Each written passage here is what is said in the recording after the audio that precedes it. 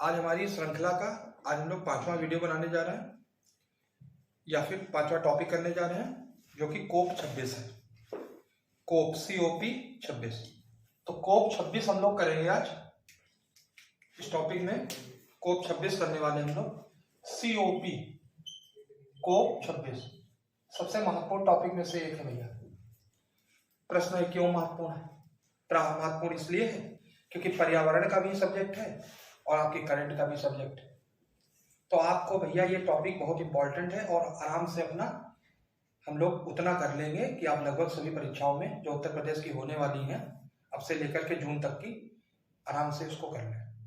देखिए ये कोप 26 है, ये पढ़ना आपके लिए इंपॉर्टेंट इसलिए है, हमने आपको अभी बताया शुरुआत में ही कि पर्यावरण और करंट ये दोनों का इशू है। तो कोप 26 जो है इसमें आपको कैसे पढ़ना है, सबसे पहले इतिहास पढ़ लेंगे इसका, क्योंकि जो जीए वाला जो पोर्शन है आपका, इससे जो आ जाए कि कोप पहली कब हुई थी या 21 से कब हुई, कभी कभी सीरीज लगाने को आ जाती है, तो आप वो सारे प्रश्न करने हैं। तो इसका इतिहास पढ़ेंगे, फिर इसका हम वर्तमान पढ़ेंगे बच्चों। वर्तमान का मतलब है कि वर्तमान में इसमें कौन कौन सी चीजें हैं। और तीसरी चीज कोप 26 और भारत। कोप 26 और भारत, ये तीसरा टॉपिक भी महत्वपूर्ण है। तो हम जो ये वीडियो बनाए हैं या हम लोग जो आज करने जा रहे हैं टॉपिक, वो 3 चीजों पर आधारित है। नंबर 1 पर इतिहास, नंबर 2 पर इसका वर्तमान और नंबर 3 पर कोप 26 और भारत, कि भारत की क्या भूमिका रही है कोप 26 में। तो सबसे पहले हम इसके इतिहास के विषय में करेंगे, फिर अन्य चीजें करेंगे। चलिए देखिए बच्चों, अगर कोप 26 के इतिहास की हम बात करें, कोप 26 के इतिहास की बात करें तो आप याद रखना, कोप का मतलब है conference of parties. Conference of parties मतलब कि पार्टियों का एक सम्मेलन। तो COP का मतलब है कॉन्फ्रेंस ऑफ पार्टीज। अब यहां प्रश्न है कि इसको कौन करवाता है, तो आपको एक चार्ट याद रखना है, इसका करवाता कौन है समझिए। 1992 में रियो डी जेनेरियो, ब्राजील का शहर, फेमस शहर में पृथ्वी सम्मेलन हुआ था। उसी सम्मेलन में यह निर्णय लिया गया था कि आने वाले समय में जो ग्रीन हाउस गैसें हैं या फिर जो कार्बन उत्सर्जक गैसें हैं, उनको किस तरीके से उनका उत्सर्जन कम किया जाए। तो उन्होंने इस सम्मेलन में यह निर्णय लिया कि हम UNFCCC का गठन करेंगे, मतलब कि United nation framework convention on climate change. फिर से बोलते हैं, United nation framework convention on climate change. UNFCCC का गठन 1992 में किया गया।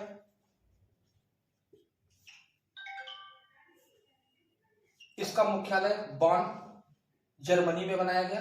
बॉन जर्मनी में बनाया गया इसका मुख्यालय।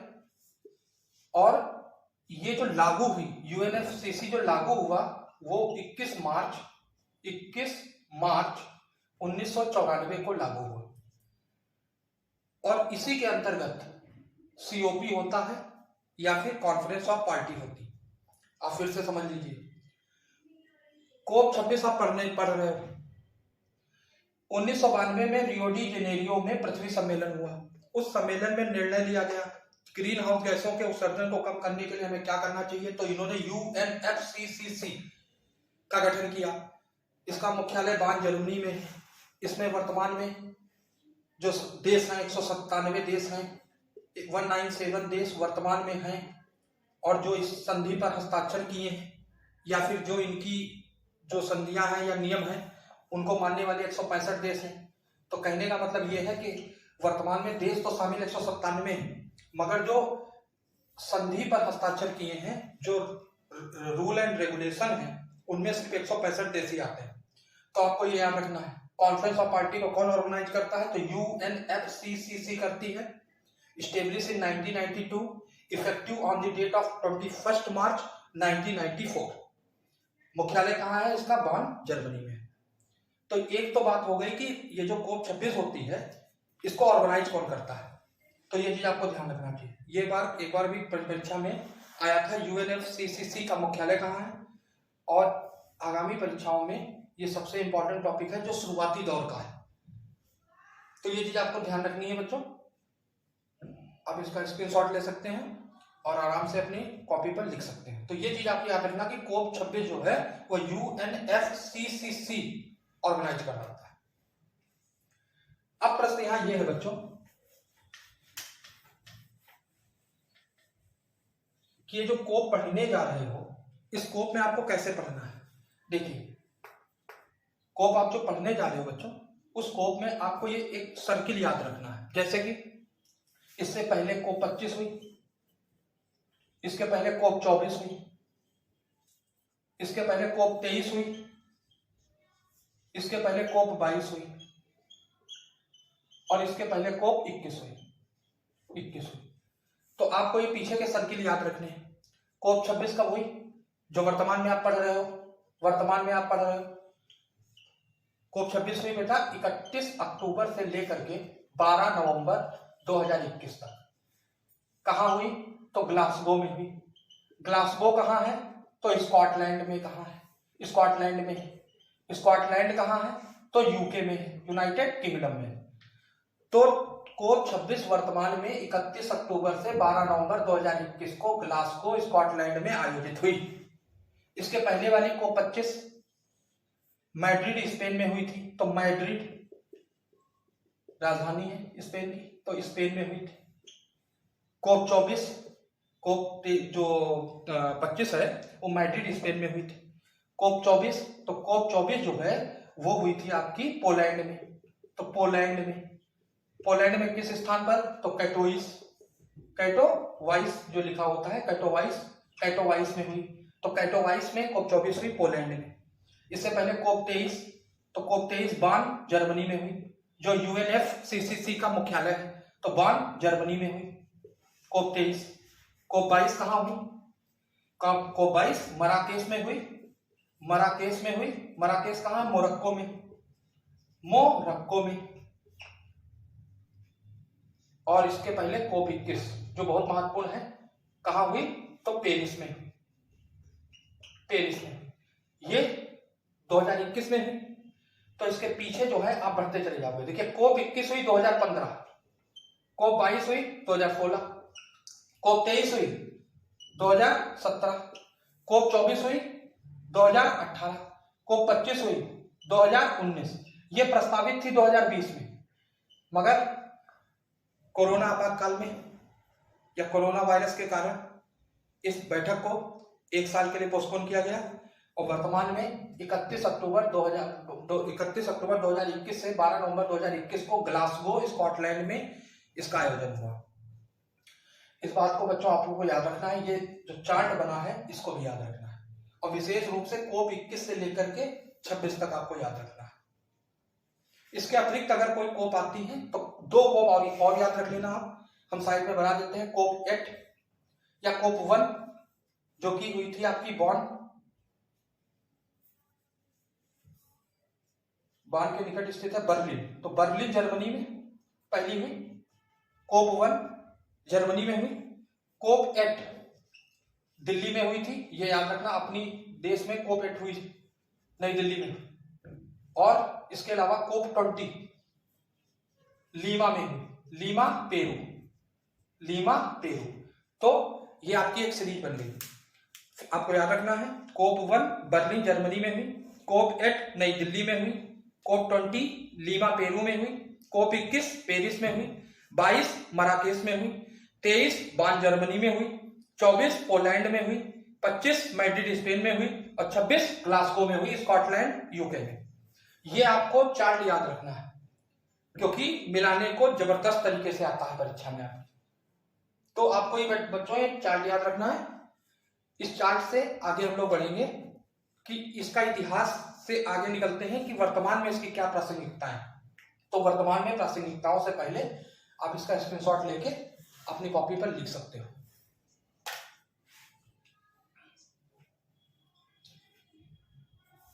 अब यहां प्रश्न ये है कि वर्तमान में ये जो कोप 26 हुई इसको हम क्या माने, सफल माने कि असफल माने। सफल माने तो कितनी सफल माने और असफल माने तो कितना असफल माने। तो हम जरा बात करते हैं कि कोप 26 में वर्तमान में क्या क्या चीजें हुई हैं उस पर चर्चा करते हैं। देखिए कोप 26 जो हुई बेटा है आपकी 31 अक्टूबर से और 12 नवंबर 2021 तक, जो ये आपकी कोप 26 हुई है बच्चों। इस कोप 26 में महत्वपूर्ण चीजें हैं कि पूरा जो विश्व है उसके सामने पहली बार जीवाश्म ईंधन के लिए, तो जीवाश्म ईंधन के लिए प्लस कोयले को चरणबद्ध तरीके, तो कोयले को चरणबद्ध तरीके से समाप्त करने की योजना रखी गई। तो इसका मतलब साफ साफ बच्चों है योजना रखी गई। कहने का मतलब बच्चों ये है जो ये कोप 26 है इसका महत्वपूर्ण चीज ये है कि पहली बार जो है कोयले का नाम आया कि कोयले को चरणबद्ध तरीके से कैसे समाप्त किया जा सकता है। इसका रीजन ये है कि कुल कार्बन उत्सर्जन में बच्चों कुल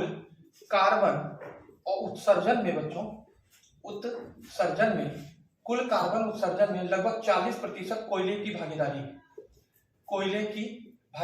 मतलब कोयले को जो जलाया जाता है तो जो कुल कार्बन उत्सर्जन है उसका 40% का हिस्सा कोयला रखता है। और यही एक बात थी कि विकासशील देशों को अपनी आपत्ति को दर्ज कराना पड़ा।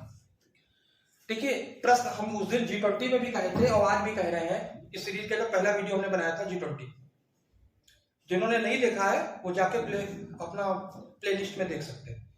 तो हमने उस दिन भी कहा था आपसे और आज भी हम आपसे कह रहे हैं कि विकासशील देशों के साथ दिक्कत यह है कि उनका एक बहुत बड़ा हिस्सा आज भी चाहे विद्युत उत्पादन हो चाहे अन्य क्रियाएं कोयले पर डिपेंड। ये बात ठीक है कि भारत सौर ऊर्जा को या नवीकरणीय ऊर्जा को या कहें अक्षय ऊर्जा को लगातार प्रमोट कर रहा है। आप अपने आसपास के शहरों में देख सकते हैं कि जिस तरीके से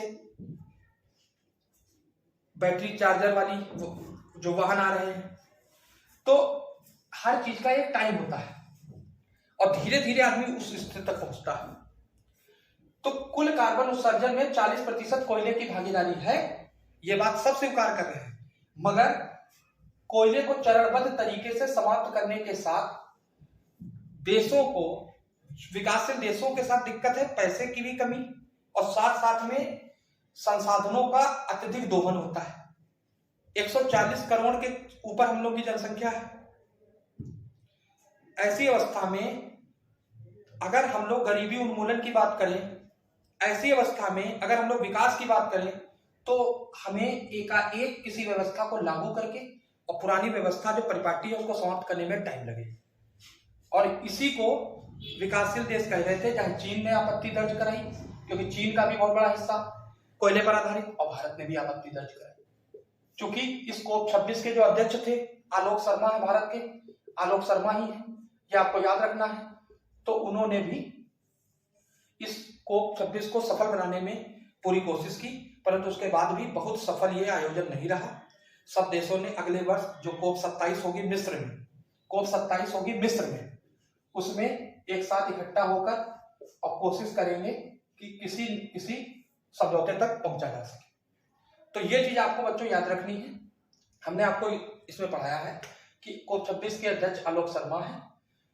पूरा विश्व जो था पहली बार जीवाश्म ईंधन और कोयले को चरणबद्ध तरीके से समाप्त करने की योजना थी।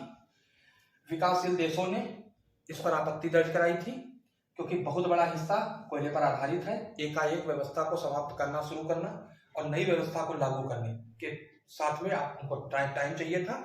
और एक चीज और आपत्ति का था कि कोपेनहेगन में 2009 में 2009 कोपेनहेगन सम्मेलन में विकसित देशों ने यह बात कही थी कि 2020 तक हम हर वर्ष 100 बिलियन डॉलर का जो है हम एक कोष तैयार करेंगे, जिसको गरीब देश और विकासशील देश जो है अपनी टेक्नोलॉजी को इंप्रूव करने में यूज करेंगे। तो जो विकसित देश है वो इसको प्रोवाइड कराने में असफल रहे, तो जो विकासशील देश हैं उन्होंने इस पर आपत्ति दर्ज कराई कि विकसित देशों को उतना जिम्मेदारी नहीं समझ रहे हैं जितनी जिम्मेदारी उनको समझनी चाहिए। तो बच्चों ये चीज आपको याद रखनी है इस चरण में, इतिहास और वर्तमान परिप्रेक्ष्य में, कि इसका हुआ क्या, क्योंकि इसके बाद का जो टॉपिक है कोप 26 और भारत, उसमें आपको और चीजें समझनी। तो अभी तक हमने समझा कि कोप जो 26 है, ये जो कोप 26 है इसका आयोजन ग्लासगो में किया गया, 31 अक्टूबर से 12 नवंबर तक किया गया। ग्लासगो यूनाइटेड किंगडम में है। इसके पहले हमने बताया कोप 25 स्पेन में, 24 पोलैंड में, 23 बान जर्मनी में, 22 मराकेश मोरक्को में और 21 पेरिस में हुई थी। क्योंकि पेरिस समझौता 2021 में हुआ था और पेरिस समझौते में कुछ नियम और कानून रह गए थे, उसको कोप 26 में लागू करने के लिए कोप 26 का भी आयोजन किया गया। तो कोप 26 में पेरिस समझौते के भी नियमों और कानूनों को लागू करने की जो प्रक्रिया है उसको रखा गया। इस तरीके से आपको कोप 26 का प्रारंभिक दौर समझ में आता है। डोनाल्ड ट्रंप के समय में अमेरिका पेरिस समझौते से बाहर निकल गया और अब जो बाइडेन के समय में अमेरिका ने एक अपना जो जलवायु परिवर्तन का एक दूत कह लीजिए या फिर प्रतिनिधि कह लीजिए, जॉन कैरी, तो जॉन कैरी को नियुक्त किया, जिन्होंने कोप 26 में भाग लिया था। तो ये तो बात हो गई इसके इतिहास की कि अगर एग्जामिनर आपसे वर्तमान के साथ में, भारत के साथ में कुछ और जानना चाहे तो क्या आप तैयार हैं या नहीं तैयार है। आपका अब जो वर्तमान का परिप्रेक्ष्य है, करंट का या समसामयिकी का, इस बात पर बहुत ज्यादा निर्भर है, क्योंकि आपकी परीक्षा में आधे पन्नों के क्वेश्चन आता है एक, ये स्तर हो गया है। तो इसलिए आपको ये चीजें आप निगलेक्ट नहीं कर सकते, आपको ये पढ़ना होगा। तो इस सीरीज में हमने, या इस हिस्से में लेक्चर के हमने शुरुआत की चीजें कर ली। अब हम इसके आगे करते हैं कोप 26 प्लस भारत। तो कोप 26 और भारत करते हैं, चलिए करते हैं।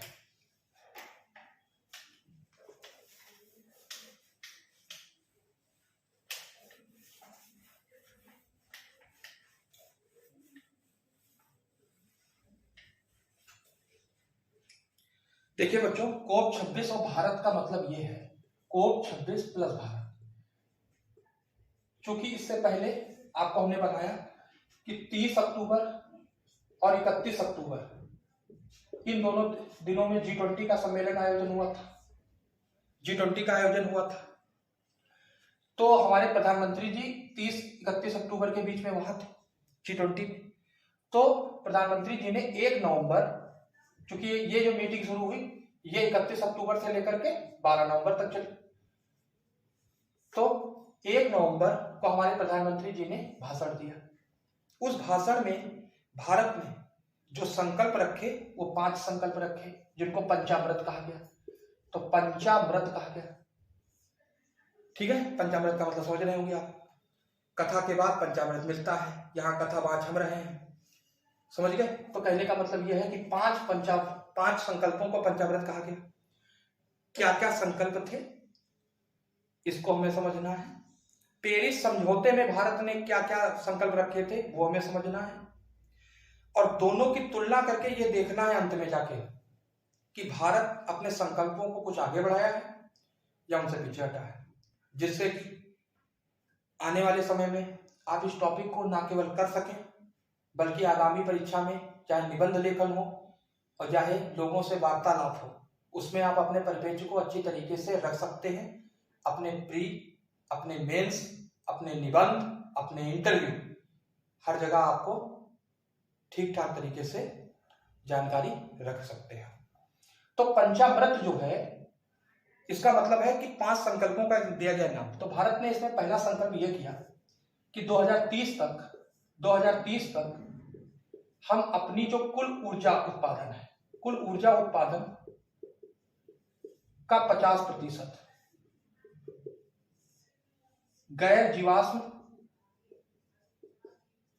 या नवीकरणीय ऊर्जा कह लो या अक्षय ऊर्जा कह लो, गैर जीवाश्म स्रोतों से प्राप्त करेंगे। यह भारत का पहला लक्ष्य या पंचामृत में ये पहला संकल्प है। 2030 तक हम ऊर्जा उत्पादन का जो हमारी कुल ऊर्जा उत्पादन है उसका 50% हम गैर जीवाश्म स्रोतों से प्राप्त करेंगे। दूसरा संकल्प, 2030 तक हम 500 गीगावाट, 500 गीगावाट, गीगावाट का मतलब सुन पड़े, गीगा 10⁹ को गीगा बोलते हैं, तो 10⁹ को ही गीगा बोलते हैं, और 10⁻⁹ नैनो बोलते हैं, तो 10⁹ गीगा बोलते हैं। तो वही 500 गीगावाट अक्षय ऊर्जा के उत्पादन का लक्ष्य रखा है। तो अक्षय ऊर्जा के उत्पादन का लक्ष्य रखा है। यह भारत का दूसरा संकल्प है। पहला संकल्प 2030 तक ऊर्जा उत्पादन का 50% गैर जीवाश्म स्रोतों से प्राप्त करेंगे। दूसरा, 2030 तक 500 गीगावाट अक्षय ऊर्जा के उत्पादन का लक्ष्य भारत ने रख दिया। नंबर तीसरा लक्ष्य रखा कि 2030 तक हम जो कुल कार्बन उत्सर्जन है, हमारा जो कुल कार्बन उत्सर्जन है, उस जो हमारा कुल कार्बन उत्सर्जन है, उस कार्बन उत्सर्जन में हम 2030 तक 1 अरब टन, 1 बिलियन टन भी आप कह सकते हैं, 1 अरब टन की कमी करेंगे। 1 अरब टन की कमी करेंगे, 1 अरब टन की क्या करेंगे? कमी करेंगे। भारत ने अपना तीसरा लक्ष्य रखा या तीसरा संकल्प रखा। भारत ने अपना चौथा संकल्प रखा, हम यहां पर लिखे देते हैं कि 2030 तक हम अपनी जो कुल कार्बन तीव्रता है, इंटेंसिटी, कुल कार्बन तीव्रता को 45% तक कम करेंगे। 45% तक कम करेंगे। तो कम करेंगे, अभी हम आखिरी में आपको पूरा रिवीजन कराएंगे, परेशान नहीं करेंगे। यह भारत ने एक लक्ष्य रखा अपना, यह भारत ने अपना एक लक्ष्य रखा। और आज सबसे महत्वपूर्ण लक्ष्य भारत ने जो 5वां रखा कि भारत 2070 तक 2070, याद रखिएगा, आएगा जरूर, 2070 तक नेट जीरो का लक्ष्य रखा है। नेट जीरो हो जाएगा। नेट जीरो का मतलब क्या है? शुद्ध शून्य उत्सर्जन। नेट जीरो का मतलब यह है शुद्ध शून्य उत्सर्जन, मतलब कि सबका सब जितना भी हम लोग उत्सर्जन करेंगे या ऊर्जा बनाएंगे उसमें कार्बन उत्सर्जन एकदम नहीं। तो भारत ने 2070 तक नेट जीरो का लक्ष्य रखा है। इस बात को बहुत आप ध्यान से समझिएगा। इसके साथ में आपको यह भी याद रखना है कि चीन ने 2060 तक नेट जीरो होने का लक्ष्य रखा है। चीन ने 2060 तक 2060 तक नेट जीरो का लक्ष्य रखा है। यूएसए ने 2050 तक नेट जीरो का लक्ष्य रखा है। यूरोपियन यूनियन ने 2050 तक नेट जीरो का लक्ष्य रखा है और भारत ने 2070 तक नेट जीरो का लक्ष्य रखा है। तो आपसे परीक्षा में पूछा जा सकता है कि नेट जीरो का लक्ष्य भारत ने कब तक रखा है? तो 2070 तक रखा है। चीन ने कब तक रखा है? 2060 तक रखा है। यूएसए ने कब तक रखा है? 2050 तक रखा है। ईयू ने कब तक रखा है? तो 2050 तक ही रखा है। नेट जीरो का मतलब है शुद्ध शून्य उत्सर्जन।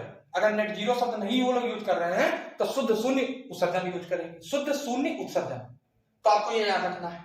तो ये भारत के 5 जो है पंचामृत है, जो कि 1 नवंबर के द्वारा हमारे माननीय प्रधानमंत्री नरेंद्र मोदी जी द्वारा बोले गए।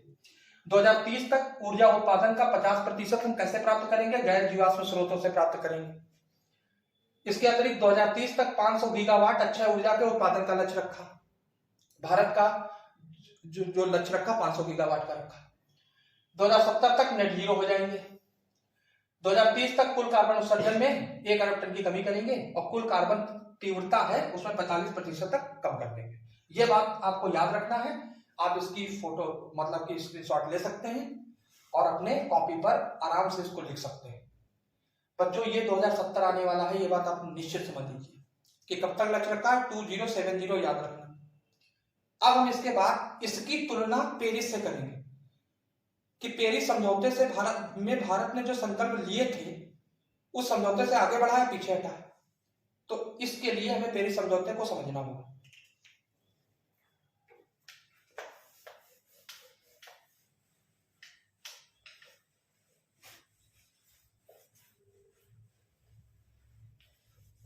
देखिए, पेरिस समझौता जो था, पेरिस समझौता COP 21 में हुआ था। अभी आप लिस्ट लिख चुके हो कि COP 21 पेरिस में हुई थी, नवंबर में हुई थी, 2015 में हुई थी। नवंबर 2015 में COP 21 हुई थी पेरिस। इसमें लक्ष्य रखा गया था कि 2003 के स्तर को या आधार को मानकर पूरा विश्व जो होगा, वैश्विक जो ताप होगा, वैश्विक तापन को 2 डिग्री सेल्सियस से कम या हो सके 1.5 डिग्री सेल्सियस तक रखना था। क्या है? वैश्विक तापन को 2 डिग्री सेल्सियस से कम, और अगर हो सके तो 1.5 डिग्री सेल्सियस तक स्थिर रखना था। इस बात को आप ध्यान रखना। किसको आधार वर्ष मानकर? 2003 को आधार वर्ष मानकर इसको रखना था। भारत ने पेरिस समझौते के अंतर्गत जो अपनी संकल्प लिए थे या प्रतिबद्धताएं जो भारत ने बताई थी वो कौन कौन सी थी, तो समझिए।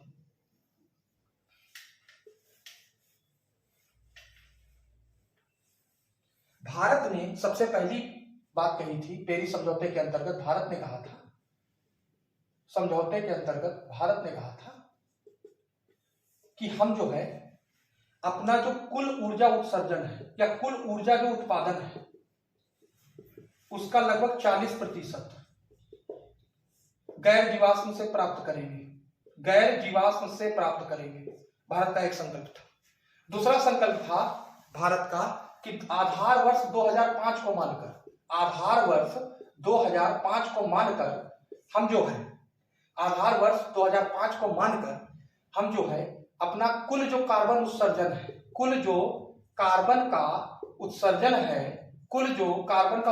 है उसमें 33 से 35% तक की कमी करेंगे। बेटा ये याद रखना, ये कई साल तक आया। 33 से 35% तक क्या करेंगे?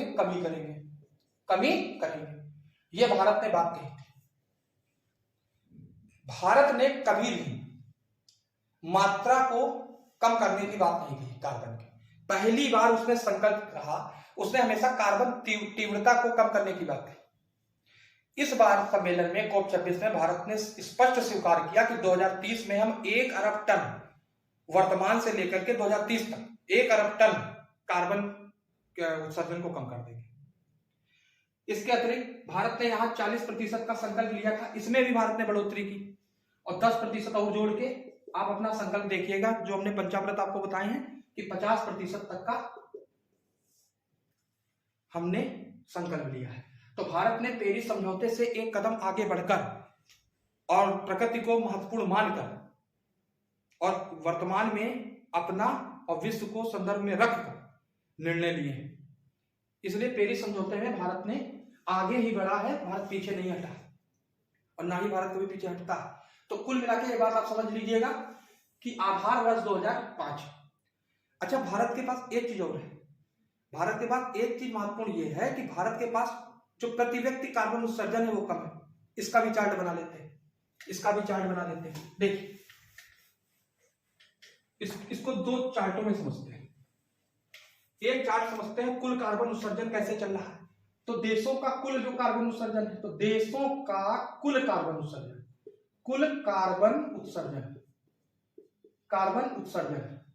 देशों का कुल कार्बन उत्सर्जन का अगर हम चार्ट बना लें तो आप देखोगे सबसे ज्यादा चीन करता है। वहां क्या होता है किसी को नहीं पता होता है, सिर्फ चीन ही पता होता है, क्योंकि वहां की मीडिया हमारी जैसी स्वतंत्र नहीं। तो चीन, उसके नीचे फिर यूएसए हो गया, मतलब कि अमेरिका कार्बन उत्सर्जन में। तो नंबर 1 पर चीन, दूसरे पर अमेरिका। नंबर 3 पर ईयू हो गया, यूरोपियन यूनियन। नंबर 3 पर यूरोपियन यूनियन हो गया और नंबर 4 पर भारत हो गया। नंबर 4 पर भारत। ये तो कार्बन इमिशन का है कि नंबर 1 पर चीन, फिर यूएसए, फिर ईयू और फिर भारत। अगर ईयू को जो देश अलग कर दिए जाए तो फिर भारत नंबर 3 पे पहुंच जाएगा। मगर वैसे नंबर 1 पर चीन, नंबर 2 पर यूएसए, नंबर 3 पर ईयू मतलब कि यूरोपियन यूनियन और नंबर 4 पर भारत। अगर इसके विपरीत प्रति व्यक्ति कार्बन उत्सर्जन देखा जाए और इसकी तुलना की जाए तो प्रति व्यक्ति कार्बन उत्सर्जन की तुलना करें जरा, कार्बन उत्सर्जन की तुलना करो तो इस चार्ट में आप देखोगे कि प्रति व्यक्ति कार्बन उत्सर्जन जहां अमेरिका का या यूएसए का 15.5 टन है प्रति व्यक्ति, वहीं रूस का 12.5 टन है प्रति व्यक्ति कार्बन उत्सर्जन, वहीं भारत का मात्र 1.9 टन है।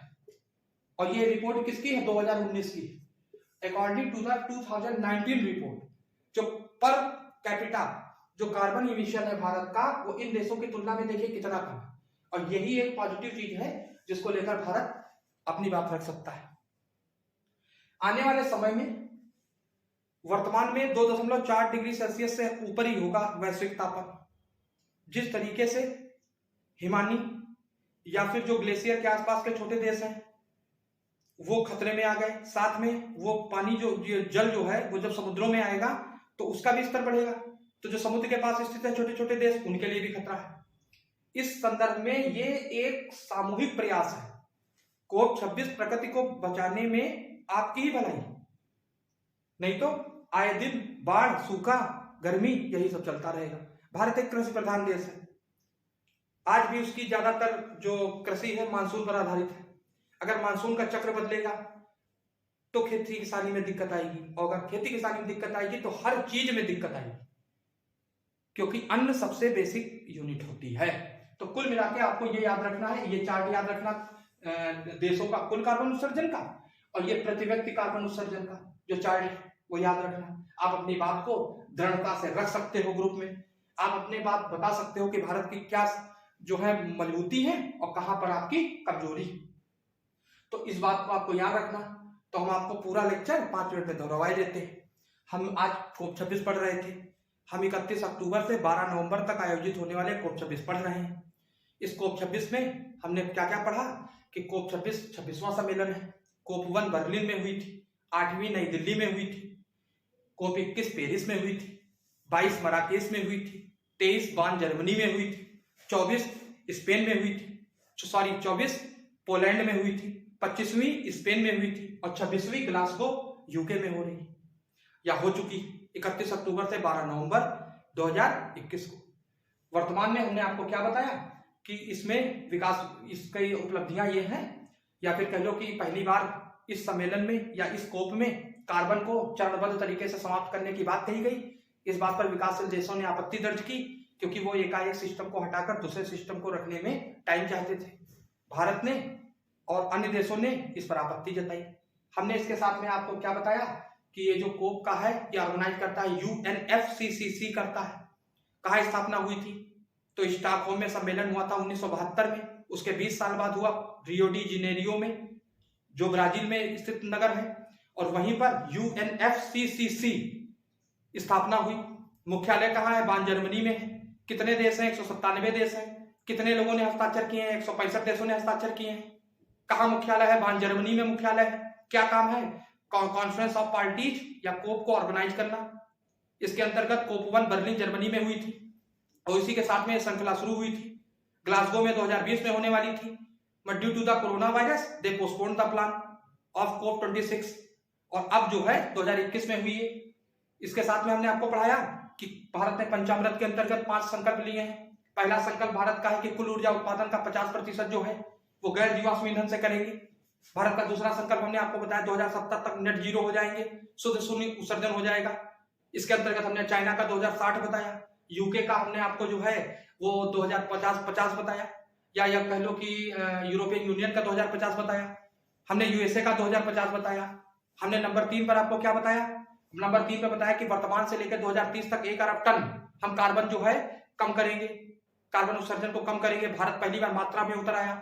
और उसके अलावा कार्बन तीव्रता जो है, अर्थव्यवस्था के आधार पर जो कार्बन तीव्रता है या जो कार्बन इंटेंसिटी, उसको 45% तक कम करेंगे। और साथ में 500 गीगावाट। हम क्या करेंगे, 500 गीगावाट हम लोग जो है वो अक्षय ऊर्जा का उत्पादन करेंगे। एक इस चार्ट को भी आप लोग समझ लीजिए अंत में कि जो पांचवा संकल्प था कि 2500 गीगावाट तक, इसमें भी भारत बढ़ा है। क्यों बढ़ा है?